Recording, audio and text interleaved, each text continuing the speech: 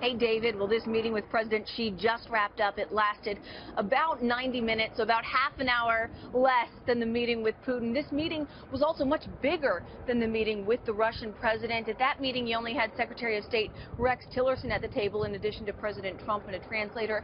At this meeting with President Xi, many more people seated at the table, including Tillerson, the National Security Advisor, H.R. McMaster, Gary Cohn, Jared Kushner, Wilbur Ross.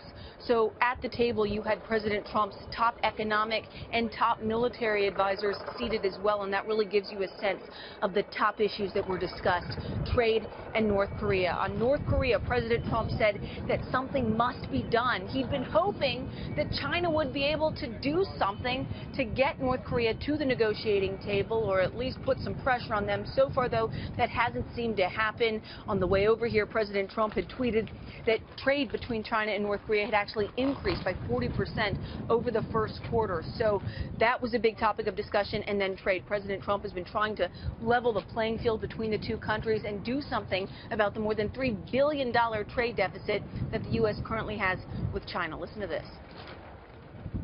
Trade is, as you know, a very, very big issue for the United States now, because over the years, and it's really been over a long period of time, many things have happened that have led to trade imbalances, and we're going to turn that around. And I know that with China in particular, which is a great trading partner, we will be able to do something that will be equitable and reciprocal.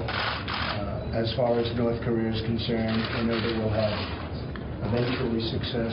May take longer than I'd like, may take longer than you'd like. Now, trade was also a big topic with Britain's Prime Minister Theresa May. President Trump, in a meeting with her earlier in the day, said that they'd had tremendous talks and that they'd hoped to reach a deal quickly. But of course, any trade deal with Prime Minister May would have to be contingent on Britain's exit from the EU. Listen here. We've been working on a trade deal, which would be a very, very big deal, very powerful deal, great for both countries.